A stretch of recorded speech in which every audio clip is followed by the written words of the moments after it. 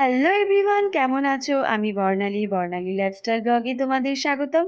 আমি আরো একটা সুন্দর পনিরের রেসিপি নিয়ে চলে এসেছি, মহারানী পনির। এর জন্য তো অবশ্যই পনির লাগবে।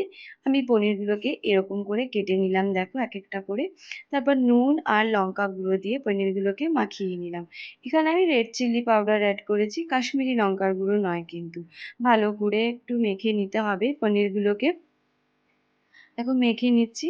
তারপর একটা কড়াই হোক বা ননস্টিকের প্যান হোক, তার মধ্যে গোটা ধনে, গোটা জিরে, গোটা মৌরি পরিমাণ মতন শুকনো খোলায় ভেজে নিতে হবে। হালকা ভাজা হয়ে গেলে কাসুরি মেথি দিয়ে আবার ভেজে নিতে হবে। মিক্সিতে গুঁড়ো করে নিলাম আমি ভাজা মশলাটাকে। কড়াইতে তেল গরম করতে দিয়ে দিয়েছি।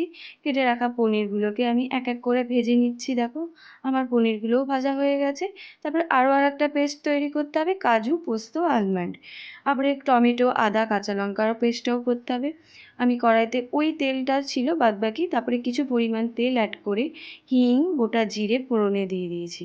টমেটো, আদা, কাঁচা লঙ্কা পেস্টটাও আমি দিয়ে দিলাম কড়াইতে। একটু ভালো করে নেড়ে চেড়ে ভাজা মশলাটা 2 চামচ দিয়ে দিতে হবে। ভাজা মশলা দিয়েও একটু নেড়ে চেড়ে নিতে হবে। তারপরে কাজু, আলমন্ড আর পোস্ত পেস্টটাকেও আমি দিয়ে দিলাম। ওটা দিয়েও একটু নেড়ে চেড়ে নিয়ে দিতে হবে। তারপর টক দই সামান্য পরিমাণ আমি দিয়েছি।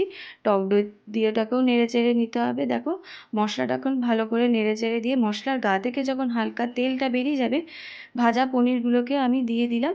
তার মধ্যে নেড়ে চেড়ে দিয়ে এবার সামান্য পরিমাণ জল অ্যাড করে ওর মধ্যে নুন, মিষ্টি, ঘি, গরম মশলা আর লাস্টে কাসুরি মেথি অ্যাড করে আমার মহারানী পনির রেডি। দেখো এটা নান হোক বা রুটি হোক বা বাসন্তী পোলা হোক, এর সাথে খুব ভালো লাগবে। দারুণ খেতে হয়েছিল, দেখতেও ভালো হয়েছে। তো এইটুকুনি আমার ব্লগটা রেসিপি শেয়ার করলাম। তো ভালো থাকবেন, ভালো লাগলে লাইক, কমেন্ট অ্যান্ড সাবস্ক্রাইব করতে ভুলবেন না কিন্তু।